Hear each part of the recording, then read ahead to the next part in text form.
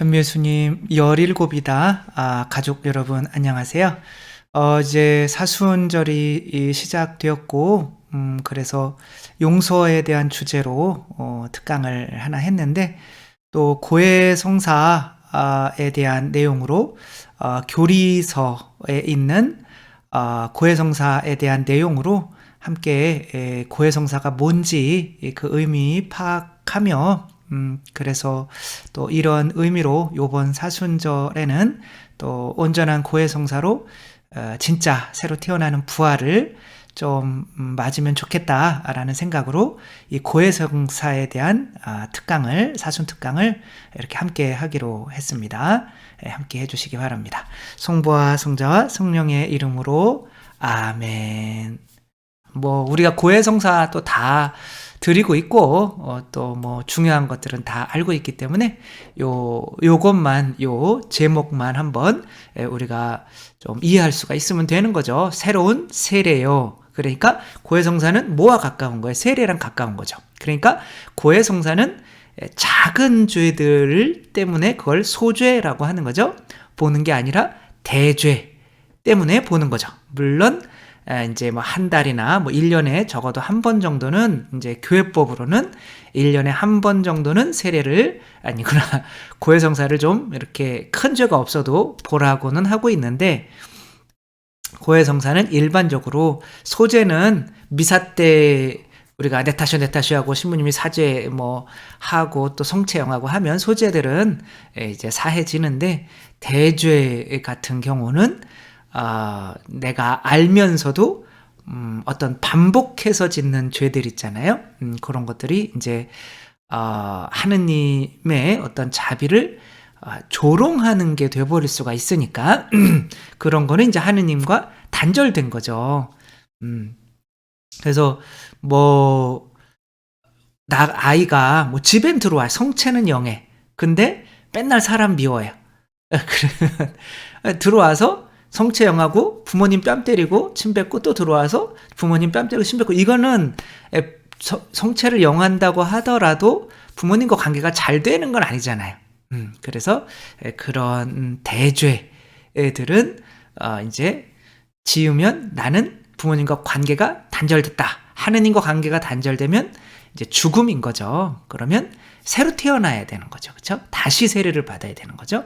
그래서 새로운 세례라고 보는 거고, 또 이제 세례로 새로 태어나면 하느님의 자녀가 되니까 이제 심판에서 이제 그 구원을 받게 되는 거죠. 그래서 이제 미리 받는 심판이다. 그러니까 미리 받는 심판 때 고해성사 하면 구원이 되는 거죠. 그래서 고해성사만 꾸준히 큰 죄 있을 때만 하고 있다면 그 사람 안에는 분명히 믿음이 있는 거기 때문에 구원을 확신하셔도 좋다고 저는 이렇게 생각하고 있는 거죠. 그래서 이 고해성사, 모든 성사가 마찬가지지만 바로 사제가 사제경을 해주지만, 실제로는 사제가 용서해 주는 것이 아니라 실제 집전자는 그리스도, 그 등 뒤에 이제 그리스도께서 해주신다는 거 알면서 이제 고해성사의 몇 가지 중요한 점을 살펴보도록 하겠습니다. 그래서 일단은 고해성사가 왜 필요한가? 너무나 당연한 거죠. 아기가 걷다가 넘어졌어요. 넘어졌는데 그럼 다시 일어나. 그러면 이제 되지만, 나는 이제 한 10번 넘어지고 이제 못 걸을 것 같아요. 이제 다시는 안 일어날래요? 이렇게 한다면 나는 걸을 수 있다. 엄마 아빠처럼 걸을 수 있다라는 이 믿음이 없어진 거잖아요. 그러니까 내가 부모님처럼 될 수 있다. 내가 하느님처럼 될 수 있다. 왜? 하느님의 자녀니까. 이 믿음이 이제 나는 안 돼. 나는 어차피 인간이야. 라고 돌아가 버렸다면 요거는 어떤 상태냐면 세례받기 이전의 상태인 거란 말이에요. 근데 요것을 방치해 두면 세례를 받았더라도 안 받은 거랑 똑같은 상황인 거죠. 그렇죠? 몇 번 걷다 마른 거죠. 그러면 그것이 잘못된다라는 것을 깨닫고 다시 그래 나는 죄 안 짓고 살 수 있어. 이 죄 벗어날 수 있어. 라고 다시 시작하도록 하는 고해성사가 없다면 세례받는다고 끝나는 것이 아니라 아기들도 한번 걸으려면 2000번 정도 절망해야 되잖아요. 그쵸? 그렇게 안 되네. 안 되네. 그렇지만 다시 한번 해볼까? 라고 하는 그런 기회를 줘야 되는 게 당연한 거죠. 그러니까 새로 받는 세례, 이것이 새롭게 믿음을 다짐하는 거, 이게 없다라는 거는 말이 안 되는 거죠. 그 어떤 프로그램에서 보니까 전에 주얼리 멤버였던 이지연 이분이 이 아이에게 우경이라고 하는 아이에게 너무 휘둘리는 거를 보며 마음이 참 안타까운데 엄마한테 자꾸 엄마 나 그렇게 하면 나 나갈 거야. 선물 안 사주면 나 나갈 거야. 뭐 안 해주면 나 나갈 거야. 그리고 엄마 앞에서 이제 심지어는 엄마 앞에서 나 죽어버릴 거야. 이렇게 하니까 엄마가 너무 힘들어하는 거예요. 그럼 그래. 그럼 어떻게 죽을 건데? 뭐 내가 좀 도와줄게. 이렇게 해야 사실 정상이잖아요. 그쵸? 그러니까 이 엄마가 약간은 그게 정상은 아니라고요. 그러니까 애한테 휘둘리는 거예요. 네, 이것은 내가 애를 사랑하는 것이 아니라 집착하고 있는 거죠. 그래서 애가 애한테 휘둘리면 그래 모든 죄든지 나는 자비로운 엄마니까 다 용서해 줄게. 그러면 우리 신앙인들도 뭔 죄를 짓고 있는지 모르는 거잖아요. 고해성사가 없다는 건 말이 안 되는 거죠. 그래서 이때는 그래 그럼 네가 뭘 잘못했는지 알 때까지 죽든지 말든지 나가. 너 나가고 싶으면 나가. 너 자유니까 너. 이렇게 해야 되거든요. 그래서 내가 이거 엄마한테 이러는 게 아니었는데 다시 돌아와서 엄마 잘못했어요 라고 하면 고쳐지는데 이 엄마는 이제 그거를 그 전문가들한테 말을 들었어요. 그렇게 하면 안 된다. 그래가지고 나갈래? 그래 나가. 그렇게 했는데 몇 분을 못 버티고 쫓아나가서 그 계단에 앉아있는 애한테 엄마가 잘못했다. 그리고 또 껴안고 이렇게 하면 얘 버릇이 고쳐질까요? 절대 못 고쳐져요. 그러니까 우리 이 고해성사라고 하는 거는 뭐 세례 받고 나서 아이가 태어났다고 해서 바로 두 발로 걸을 수 있는 것이 아니라 그 이전의 본성과 끊임없이 싸우려면 자신이 그 이전의 본성이 뭐가 잘못됐는지 스스로 깨닫고 이게 아니구나 라고 하고 엄마 잘못했어요. 다시 한번 해볼게요 라고 하며 할 수 있어요 라고 하며 이렇게 내가 변해가야 되는 거기 때문에 반드시 이렇게 잘못하고 본인이 깨닫고 돌아올 수 있는 이 고해성사가 필요하다. 그래야 믿음이 자꾸 난 안 돼. 죽었다가 그래 할 수 있어. 이렇게 하며 이렇게 성장을 할 수 있는 거죠. 이것은 우리 견진인 거죠. 그렇죠? 아이가 어른이 되어가는 이 과정에서 고해성사는 새로운 세례는 반드시 있어야만 하는 거죠. 만약에 고해성사 한 다음에 신부님이 보속이라는 걸 내주잖아요. 보속은 보통 많이 내주잖아요. 적게 요즘엔 뭐 거의 보속이 적죠. 그쵸?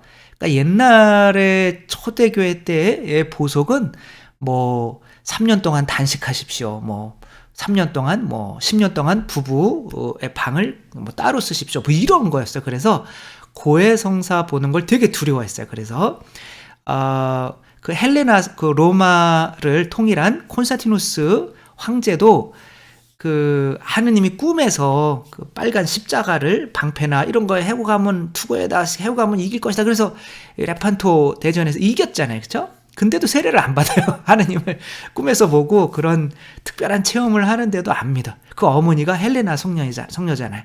근데도 안 믿어. 왜냐하면 그때는 고해성사가 너무 두려운 거예요. 보속이 너무 세니까. 그래가지고 죽기 직전에야 이제 세례가 아니라 고해성사를 하는, 지을 죄 다 짓고 고해성사를 하는 그런 것들이 횡행해졌어요. 그러니까 이러면 안 되겠다라고 하면서 보속이 점점 이제 작아진 거죠.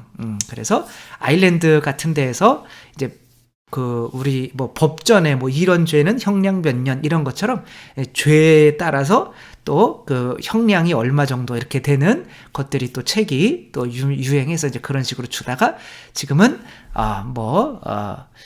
아주 저는 극악한 죄를 지으면은 그냥 성모성 3번 하라고 이렇게 해요. 들으시는 분은 성모성 3번이니까 죄가 별로 없나 보다 그랬는데, 죄가 없는 사람은 성모성 1번 별로 없는, 성모성 3번은 극악무도한 죄를 지었을 때 이렇게 드리면 사실 안 돼요. 안 되지만 뭐 묵주기도 해라, 십자가의 길 해라, 뭐 요 정도만 내줘도 다음 고해 때 와서 신부님 보석 못했고요, 이거부터 시작하니까 또 이렇게 얘기해 주기가 뭐한 거예요. 그래가지고 근데 성모성 3번 하십시오 라고 하는 것도 안 했다. 그러면 죄가 용서 받은 건가요? 못 받은 건가요? 그러면 당연히 죄가 용서 못 받은 게 아닌 거죠. 그쵸? 그거를 착각하면 안 되는 거죠. 우리가 우리 죄의 값이 우리가 보속하는 거였으면 예수님이 돌아가실 필요가 없다라고 하는 거죠. 이게 굉장히 중요한 질문인데, 내가 보속을 그를 하지 않은 거면 죄가 아직은 용서받지 못한 거예요, 이렇게 얘기하시는 분들은 실제로는 무신론자가 예수님의 순환이 필요 없다고 이야기하는 사람과 같은 거예요. 그러니까 우리의 죄값은 예수님이 대신 치러놓은 것이기 때문에 우리가 그 보속을 하든지 안 하든지 죄는 그 순간에 용서받는 거예요. 왜? 예수님의 피값으로 용서받는 거지 내 공로로 용서받는 게 아니거든요. 그래서 요 바리사 율법학자들은 본인들의 행위가 좀 중요하다고 여겼어요. 그러니까 예수님이 돌아가실 이유가 없는 거죠. 자기들을 위해서. 나는 이미 내가 고생하는 거로 죄가 용서받는다고 생각을 한 거죠. 그러니까 우리를 구원하시기 위해서, 대속 제물이 되기 위해서 예수님이 오실 필요가 없는 거죠.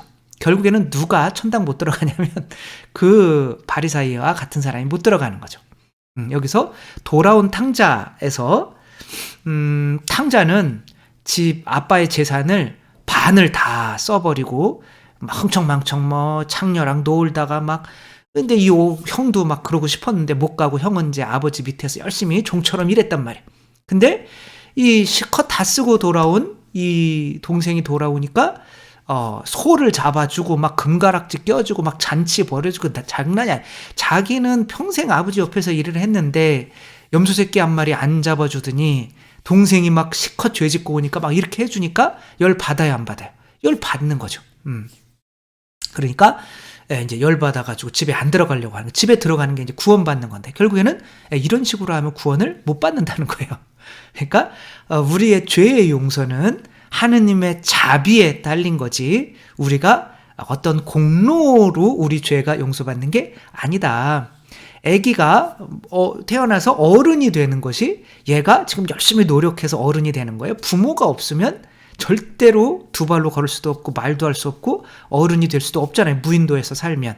그러니까 부모의 공로, 하느님 아버지의 또 그 하느님 삼위일체의 공로로 내 죄가 용서받는 거지, 내가 무언가 해서 용서받는다고 생각하시는 분들은 혹시 요 형처럼 나는 저 아버지 집에 저렇게 자비로운 아버지는 안 돼, 싫어, 저긴 들어가기 싫어, 그럼 내가 고생한 게 뭐야, 뭐 이렇게 하는 분이 안 되기 위해서 우리들은 이거는 명확히 알아야 된다. 에덴 동산에서 내가 열심히 노력해서 내 자신을 나뭇잎으로 무화과 잎으로 가리는 것으로는 하느님 앞에 설 수가 없었잖아요. 그렇죠? 이 가죽옷을 하느님이 마련해 놓으셨는데 이 가죽옷이 바로 예수 그리스도인 거죠. 그렇죠? 우리는 예수 그리스도를 입음으로써, 그런데 예수 그리스도를 입으려면 예수님이 껍데기가 벗겨져야 되는 거잖아요. 그러면 온몸이 빨갛게 피투성이가 돼야 되잖아요. 그게 이제 빨갛다라는 에사우, 그게 이제 에사우가 빨갛다라는 뜻이에요. 그래서 에돔의 조상이 되는 거예요. 그래서 에돔이 이제 붉다, 그 땅이 좀 붉거든요.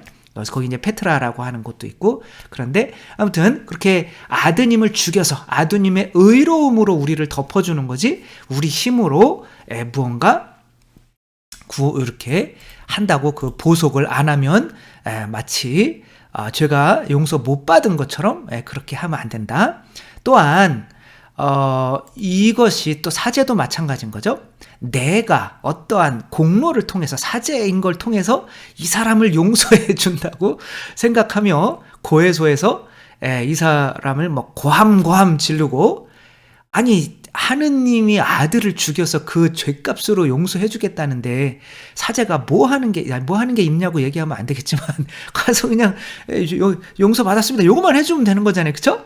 근데 마치 나한테 잘못한 것처럼 내가 막 좋아가며 그런 식으로 해서는 안 된다. 그것도 사제가 내 공로로 죄를 용서하는 거로 착각하는 사람인 거다. 우리는 무조건 사제 앞에 무릎 꿇고 보존의 죄를 고백하는 사람이라면 당연히 이 돌아온 탕자를 정말 버선발로 뛰어나가서 이렇게 맞아주는 아버지처럼 이렇게 용서해 줄 수 있는 마음을 가져야 된다. 그래서 우리가 죄값이 바로 우리들의 어떤 공로로 되는 게 아니라 그리스도의 죽음 때문이라는 걸 아는 게 참 너무 중요하다라고 하는 거죠. 그리고 이 용서의 집행은 누구에게 맡긴 거예요? 바로 예수님이 직접 오셔서 용서해 주는 게 아니라 교회에 맡겼죠. 그쵸? 교회에 하늘나라의 열쇠를 주셨죠. 베드로에게 네가 땅에서 매면 하늘에도 매어 있을 것이고 땅에서 풀면 하늘에도 풀려 있을 것이다. 이게 무슨 뜻이에요?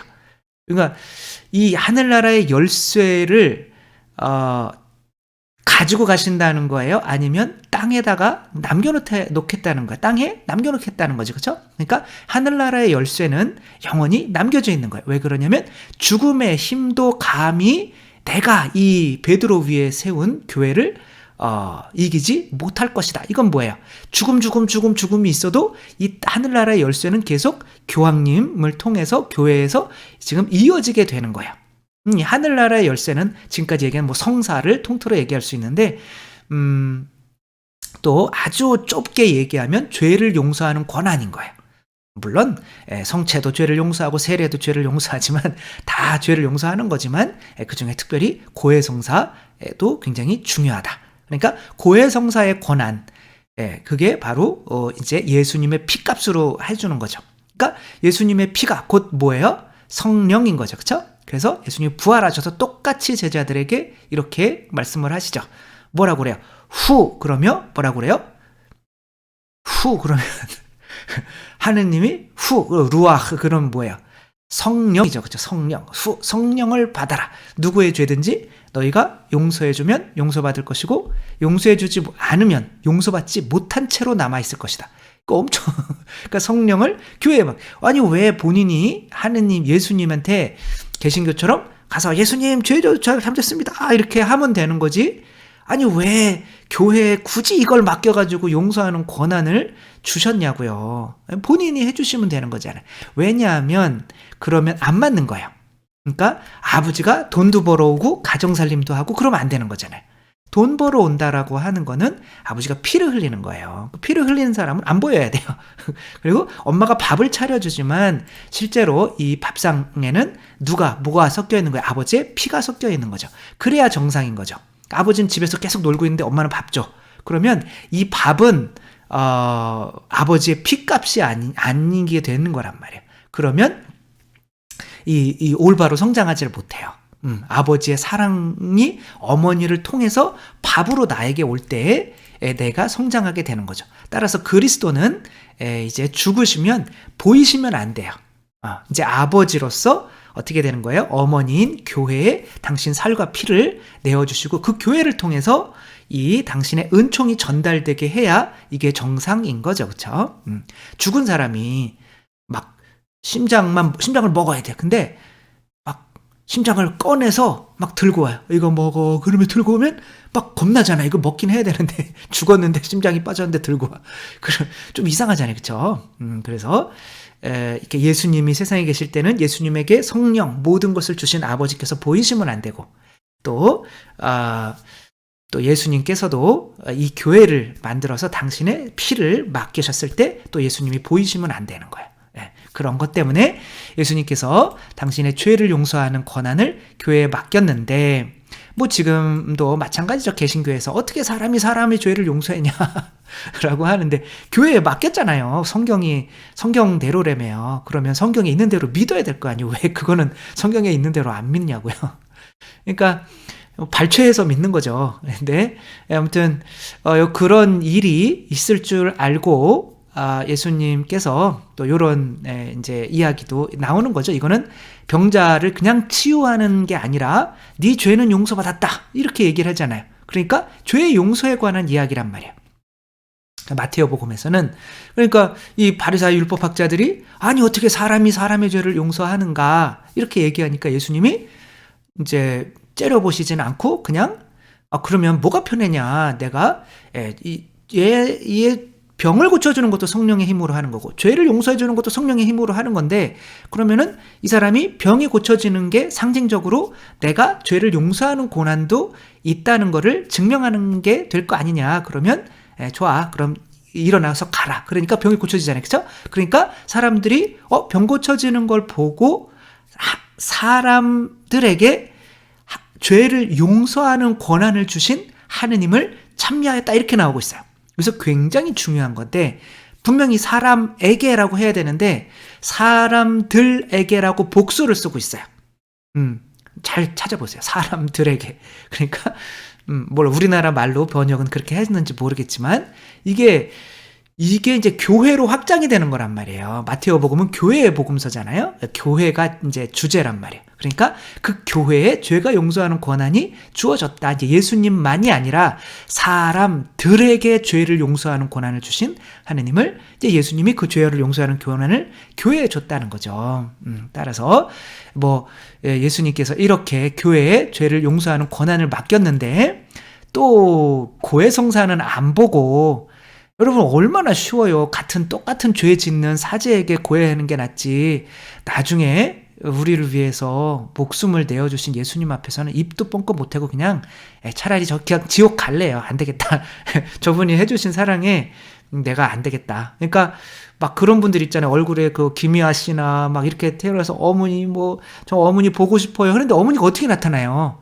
그 김희아 씨가 하는 그 사랑에 비해서 어머님 버렸는데 자기는 그 사랑이 안 되는데 그 나타날 수가 없는 거예요. 그래서 다 지옥 가는 거거든요. 그러니까 예수님 앞에서는 우리가 꼼짝도 못해요. 그러니까 인간에게 주신 거 아니에요. 편하게 같은 죄인끼리 죄 용서하게 해줘. 근데 사지에게까지 인간에게까지 죄를 이렇게 용서하지 못하면 그거는 희망이 없는 거죠. 더 쉬운 방법을 알려주신 건데. 근데 왜 열쇠는 교황님한테 이제 베드로에게 줬는데 사제들이 죄를 용서하냐? 그 열쇠는 열쇠들을 줬다고 나와. 이렇게 복수로 이제 우리 지금 번역을 좀 바꿔야 돼요. 하나면 안 돼요. 열쇠 꾸러미를 준 거란 말이에요. 그리고 베드로와 일치하는 사제들에게 너희가 용서하면 용서를 이제 그 열쇠를 사용할 수 있는 권한을 이제 주교님들에게 준 거죠. 그 주교님들이 그 권한을 당신과 일치하고 있는 사제들에게 줘서 하는 거예요. 그래서 신부님이 서품을 받았다고 바로 미사나 고해성사를 할 수 있는 권한이 주어지는 게 아니에요. 그냥 사제는 신분이고 그 직무는 이제 사제에 들어도 주교님이 뺏을 수가 있는 거예요. 그걸 이제 정직이라고 하는 거죠. 그렇죠? 그러니까 직무만 사제인 거는 똑같아요. 그렇지만 직무를 뺏는 거예요. 미사하지 마, 고해성사하지 마. 그 권한은 바로 교황님으로부터 오는 거고 그렇게 교회가 일치되게 예수님께서 기가 막히게 이렇게 해놓으신 거죠. 자, 이제는 또 고해의 이제 과정을 하는데 5가지로 나누기도 하는데 이 교리서에서는 딱 3가지로 이렇게 간단하게 나눴죠. 그래서 통회, 그러니까 내가 잘못했구나를 깨닫는 거죠. 그렇죠? 그 다음에 고백, 신부님 앞에서 고백하는 거죠. 그 다음에 또 내가 신부님이 내준 보속을 하는 것으로 이렇게 끝나는 거죠. 먼저 통회부터 알아보도록 하겠습니다. 통회는 완전 통회와 불완전 통회로 나뉘죠. 그러니까 이제 완전한 통회라고 하는 거는 고해성사를 볼 수 없는 상황 혹은 이제 나중에서야 이제 보려고 하는 의지를 가지고 있으면 완전한 통회를 하면 그 자리에서 죄가 용서받는다고 이렇게 얘기를 해요. 그러니까 완전 통해인 거죠. 그러니까 예수님, 이게 기회만 있으면 당연히 이 신부님한테 용서를 이제 청해서 받을 마음이 있는데 그런 기회가 안 되는 거예요. 그런 사람들은 이제 하느님께서 고해성사를 안 받더라도 그 통해만으로도 죄가 용서받는 거죠. 그다음 이제 불완전 통해는 이제 통해를 한 거기는 하지만 이제 또 죄 짓고 또 죄 짓고 이제 우리가 일반적으로 하는 건 다 불완전한 통해인 거죠. 완전한 통해는 이제 그런 완전한 통해를 했다면 그 죄는 더 이상 더는 안 짓겠죠.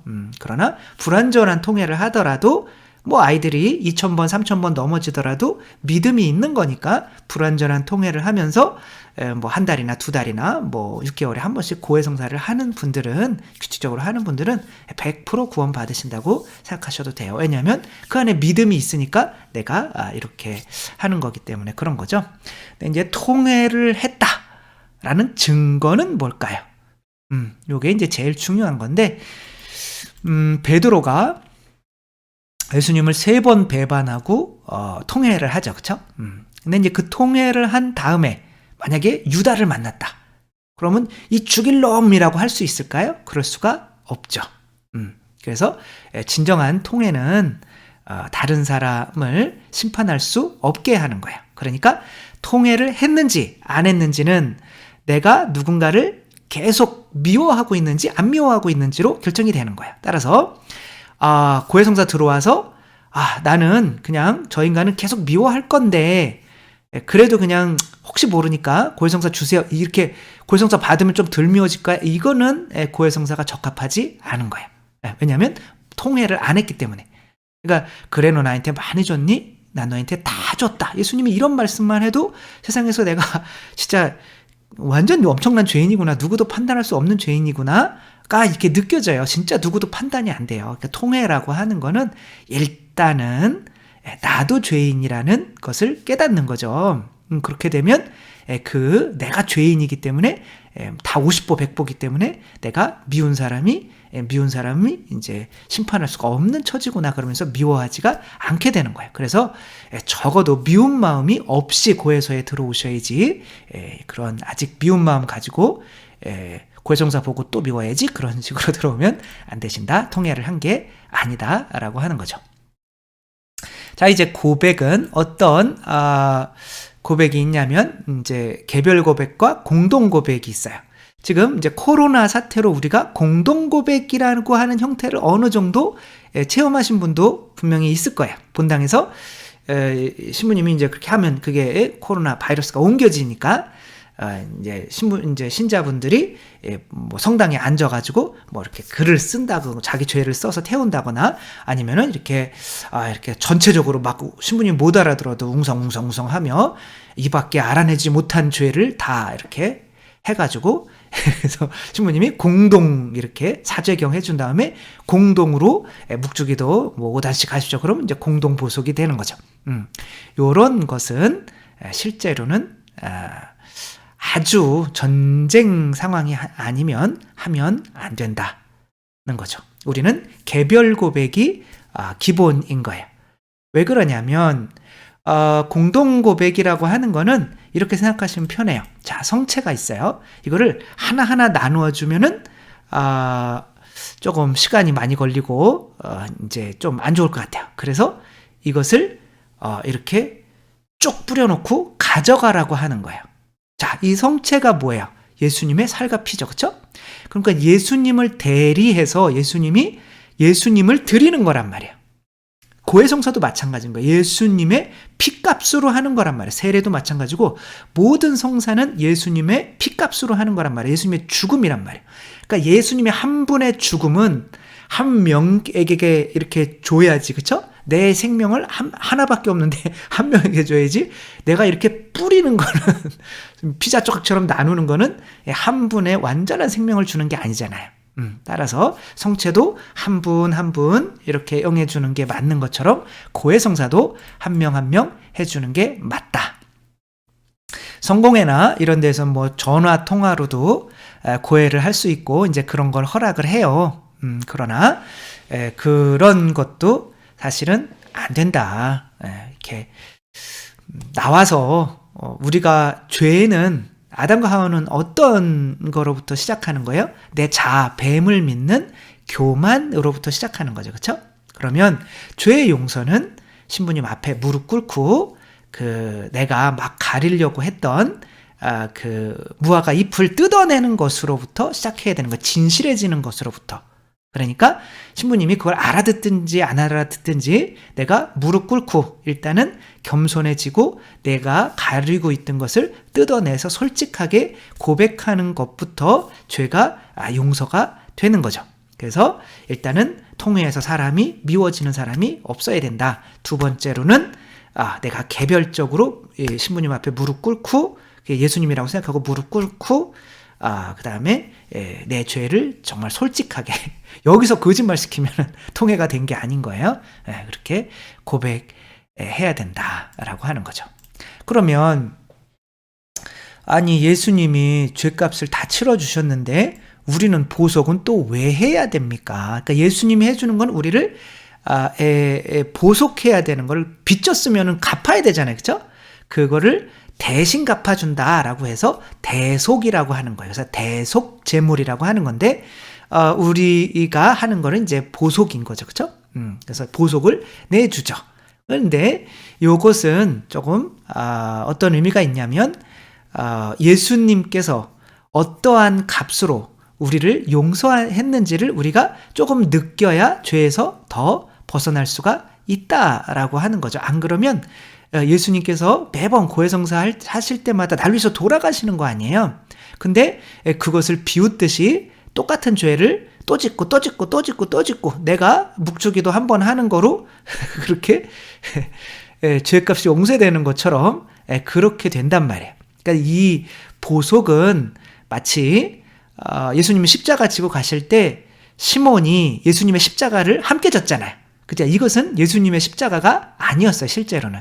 이것은 시몬의 십자가인데 예수님이 대신 지고 가는 건데 시몬이 힘이 있는데 그거를 조금이라도 도와드리지 않는다면 그것은 할 짓이 아닌 거죠.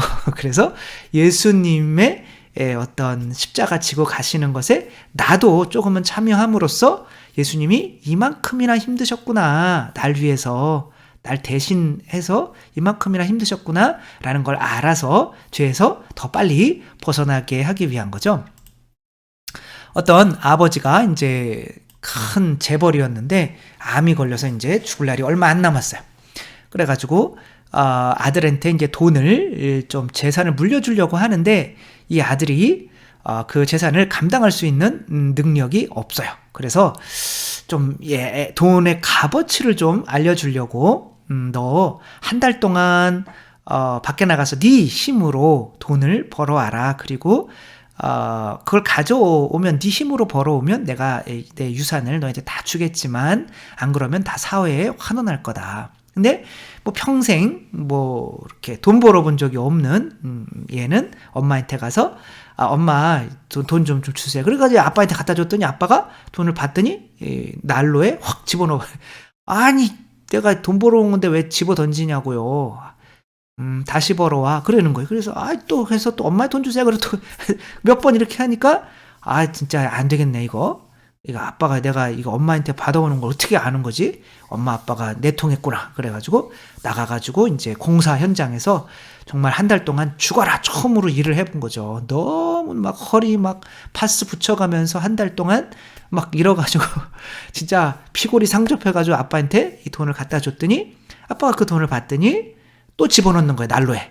그랬더니, 그래요. 욕은 안 했겠지만, 난로에 있는 거를 막 자기 손 뒤어가면서 막 이렇게 꺼내는 거예요. 이게 어떤 돈인데. 그러니까, 그렇게 막 손이 막 뒤어가면서 이렇게 하는 거 보니까, 아버지는 원래 몰랐던 거예요. 그러니까, 이놈이 진짜 벌어왔구나. 그러면, 좋아. 그럼 너한테 내 유산을 물려주겠다. 이게 무슨 뜻이에요? 내가 받는 은총의 값이 바로 예수님의 죽음, 목숨 값인데 내가 그것에 어느 정도 참여해보지도 않으면 그분의 죽음을 나중에 조롱하듯이 짓는 죄 또 짓고 또 짓고 또 짓고 그런 일이 벌어진단 말이에요. 그렇기 때문에 나도 그분이 평생 모은 거 한 달 동안만이라도 좀 어떤 보속을 하면서 이런 내가 죄값으로 이렇게 고생하신 거구나 라는 거를 깨달을 때 죄에서 빨리 벗어나기 위해서 보속을 하는 거죠. 그래서 그 날 위해서 돌아가신 그리스도의 그 희생의 가치를 알기 위해서 우리가 보속해 하는 거지. 그런데 뭐 묵주기도 뭐 해가지고 그런 거로 어떻게 그게 되겠어요? 저는 그냥 마음 같아서는 좀 심하게 내주고 싶지만 그것도 안 하시니까. 그래서 지금 상황이 이런 상황인 거죠. 그 다음에 이제 잠벌이라는 게 있어요. 보속이 있고 잠벌을 구별을 하셔야 되는 거예요. 그러니까 보속은 우리가 이제 죄값을 이제 하느님이 해주신, 예수님이 해주신 그 죄값에 나도 조금 참여하는 게 이제 보속이라고 하면, 잠벌은 뭐냐면 내가 이제 암이 걸렸어. 이제 죽을 거예요. 근데 내가 암이 걸렸는데 그거를 이제 예수님이 이제 목숨값으로 수술을 해줘서 이제 살게 됐단 말이에요. 근데 그 상처는 남아야 안 남아요. 이 수술 자국은 남는 거죠. 근데 막 수술 자국이 여기저기 막 이렇게 있으면 다른 사람들은 막 이제 하늘나라에서 수영하려고 그러는데 몸이 굉장히 깨끗해. 혼자만 막 완전히 난장판이에요. 그러면 좀 창피하죠, 그쵸? 그래서 좀 어떤 방법이 있으면 연옥에서라도 요게 좀 이렇게 레이저 수술을 받아서 고통스럽지만 없어지는 연옥 고통을 조금 이렇게 받는 게 낫겠죠, 그쵸? 그래서 죄를 지으면 항상 죄의 어떤 그 영향이 이렇게 되게 돼 있는 거예요. 그래서 부모가 사실 아이들이 뭐 이렇게 잘못되고 이렇게 되는 거는 부모의 죄가 물려받아서 그런 거예요. 어쩔 수 없어요. 3대까지는 물려받는다고 이렇게 예수님이, 하느님이 예시를 하잖아요. 그렇죠? 이 죄는 3대까지 물을 것이고 축복은 뭐 10,000대까지 줄 거다. 이렇게 영원히 준다고 하는 거죠. 그러니까 요 다윗이 밧세바 언니 심심하니까 이게 사람이 심심하면 안 돼요. 이 일을 하고 살아야지. 그러니까 이제 남편이 있는 언니와 이제 이렇게 해가지고 이제 아이를 뵀는데 이제 요걸 들킬까봐 이제 남편을 전쟁터 우리아를 더 깊숙한 곳으로 보내서 이제 죽였죠. 그러니까 나탄 예언자가 다 알아, 하느님은 아주 너는 어떻게 하려고 그러니? 막 이러니까 잘못했습니다. 잘못했어요. 그러니까 그래요, 용서를 해줄 거야. 그 용서는 받는단 말이야. 근데 못 남겠어요. 그 죄의 영향은 남겠죠. 그걸 잠벌이라고 하는 거예요. 그래서 이렇게 둘이 낳은 아이는 죽고 말죠. 어쩔 수가 없는 거예요. 그거는 잠벌이라는 게 남는 거예요. 그 죄의 영향인 거죠. 그 잠벌을 없애주는 것을 뭐라고 그러냐면 대사라고 하는 거예요. 이건 이제 뭐 인둘젠사라고 하는데, 요것은 이제 그 지금까지 있는 잠벌을 다 없애주는 전대사와 조금 어느 정도 몇 년까지만 없애준다 그러는 한정돼서 없애주는 한대사가 있는 거예요. 그래서 요 대사를 잘못 이해해서 요것을 이제 우리가 죄를 범한 다음에, 그리고 연옥 영혼을 위해서 이제 이 대사, 전대사를 교회에서 베풀면서 이제 그 바티칸 성당도 지어야 되잖아요. 그러니까 그 전대사를 베풀며 그거에 대한 이제 어떤 봉헌금을 받은 거죠. 그것이 이제 개신교가 만들어낸 이름이에요. 이것은 이제 면죄부라고. 그러니까 죄를 이제 사해주는 거다. 그러니까 지금 얘기한 거랑 다르죠, 그렇죠? 죄를 통해서 우리의 잠벌을 없애주는 그리스도의 어떤 그런 공로를 통해서 잠벌까지도 없애주는 권한을 교회에 주셨단 말이에요. 그리고 그 교회에 없어진 이 잠벌을 없애주는 이 대사에 대한 값을 또 받으면 안 되는 거죠. 그러나 우리가 연옥 영혼을 위해서 그 위령성월 11월에 1일에서 8일까지 거기서 산소에 직접 가서, 묘지에 가서 기도드리고 교황님 지향대로 사도신경 하고 미사하고 고해성사 하면은 전대사가 주어진다. 그 본인한테 주어지는 게 아니라 이제 요 분에게 주어지는 거죠. 양도하는 거죠. 그렇게 하는 어떠한 것 중에 이제 어떤 봉헌도 하고 싶은 사람 해라라고 넣은 거예요. 근데 이제 그게 이제 너무 충실한 분들이 이제 점점점 로마에서 멀어진 독일이나 이제 이쪽에 가니까 돈 안 내면은 전대사가 안 돼. 너희 조상들 천당 못 가. 이렇게 돼버린 거죠. 그러니까 너무 거들려고 이렇게 하다 보니까 이제 그게 그렇게 오해하게 된 건데, 원래 시작은 이제 그런 거는 교리상 뭐 면죄부나 이런 거는 교리상 있을 수가 없다. 이 대사가 잘못해서, 그리고 또 면죄부라는 말은 또 원래 없다. 이게 개신교에서 만들어낸 거다라고 하는 거죠. 아무튼 이게 가능한 이유는 이 잠벌을 없애주는 걸 가능한 거는 또 통공이라고, 공이 통한다 라고 하는 거죠. 나는 이제 죄가 없어요. 근데 자꾸 공로가 쌓여. 그럼 이것을 누구에게 주고 싶어요. 나는 이 돌아가신 아버님에게 내 전대사를 받은 거를 드리고 싶어요. 이거를 공로를 전한다. 통공. 이 통공이 없으면 예수님의 공로가 나에게 올 수가 없는 거죠. 그러니까 우리들은 서로서로 연결되어 있기 때문에 이 미사를 드릴 때도 이게 어떤 그림이냐면, 미사 드리면서 그 미사에 있는 은총을 연옥 영혼들에게 이렇게 뜨거우니까 부어주는 거예요. 이 그림, 이게 바로 통공이라고 하는 거죠.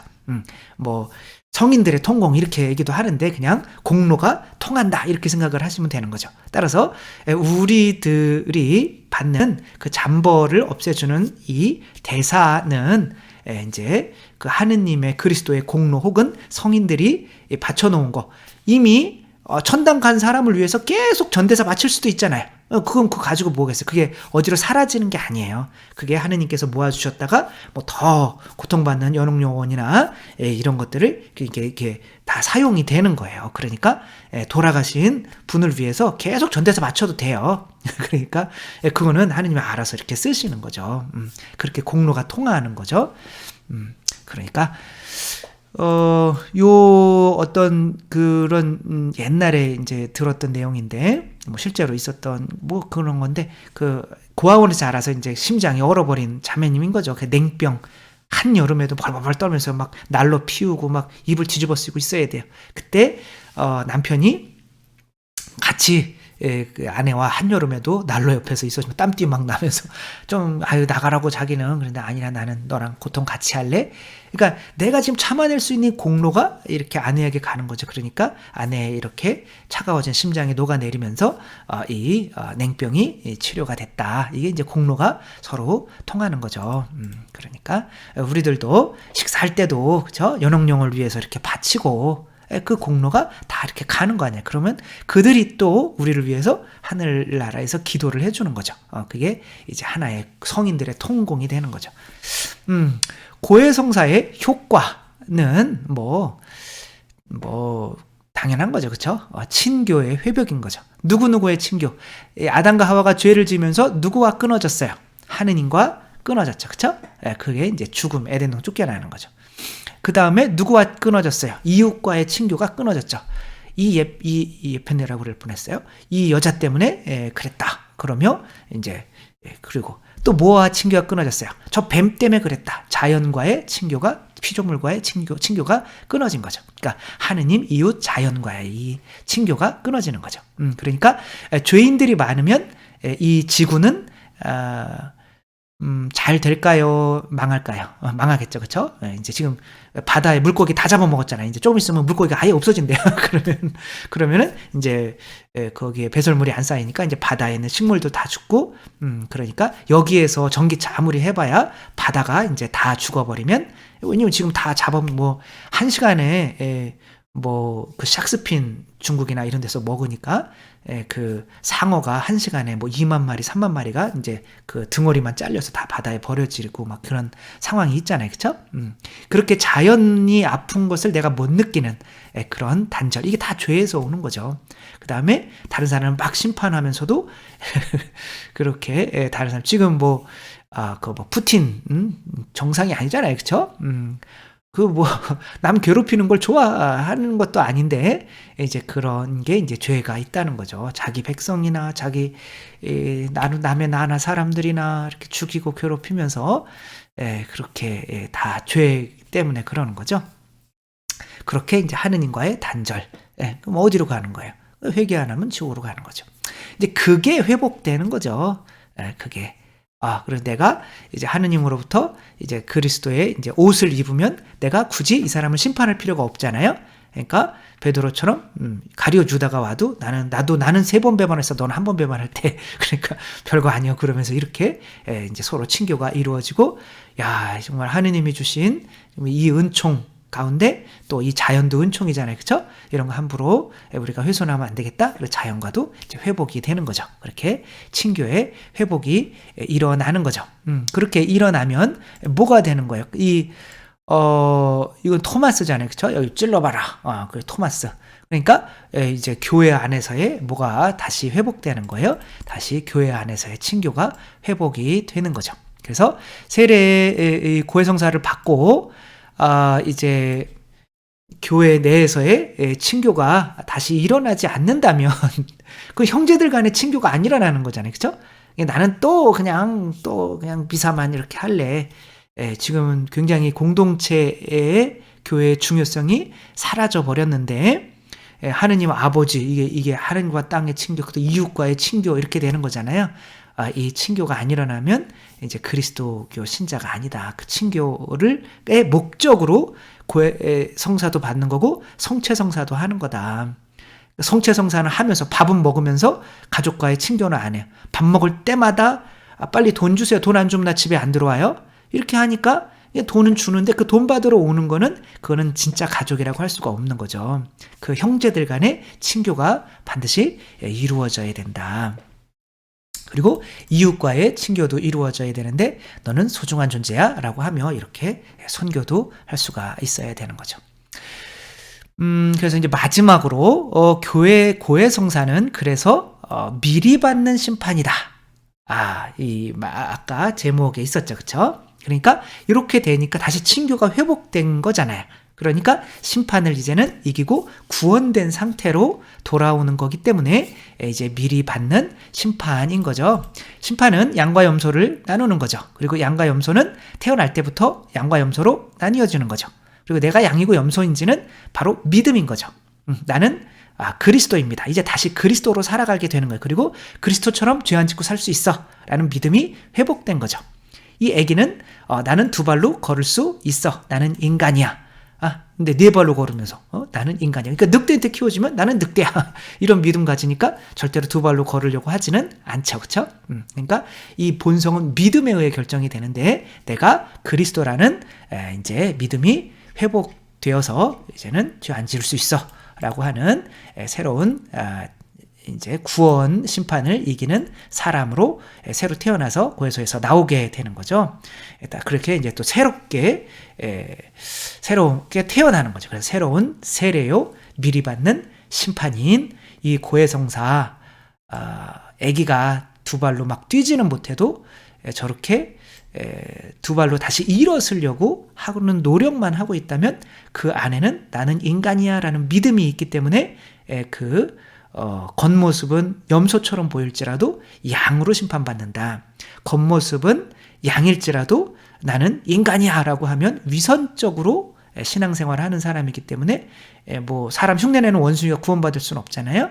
그런 것처럼 그런 사람은 구원을 못 받는다. 그래서 우리가 새로운 믿음을 회복하는 새로운 세례인 이 고해성사 꾸준히 이렇게 특별히 뭐 지금은 뭐 부활과 성탄 때, 판공 때 이렇게 나누어져 있죠. 거의 우리나라만 있는 것 같아요. 아주 좋은 전통인 것 같아요. 그래서 요 전통대로 우리가 1년에 적어도 2번 정도는, 교리서는 1번이지만 2번 정도는 큰 죄가 없더라도 이렇게 고해성사를 이렇게 할 수 있는, 그래서 벌레가 집안에 안 들어와도, 그쵸? 먼지는 계속 쌓이게 돼 있잖아요. 그쵸? 한 번은 쓸어내는 게 좋잖아요. 그쵸? 그래서 대죄를 안 지어도 소죄도 규칙적으로 이렇게 한번 청소를 해주는 게 좋다. 먼지가 쌓이면 벌레도 생기게 마련이니까. 그렇게 또 우리가 고해성사 규칙적으로 보며 정말 확실히 구원받은 표징으로서의 삶을 살아갈 수 있었으면 좋겠습니다. 주님께서 여러분과 함께 전능하신 천주 성부와 성자와 성령께서는 여기 모인 모든 이에게 축복을 내리시어 길이 머물게 하소서. 주님과 함께 가서 복음을 전합시다. 하느님 감사합니다. 성부와 성자와 성령의 이름으로 아멘. 감사합니다. 사랑합니다.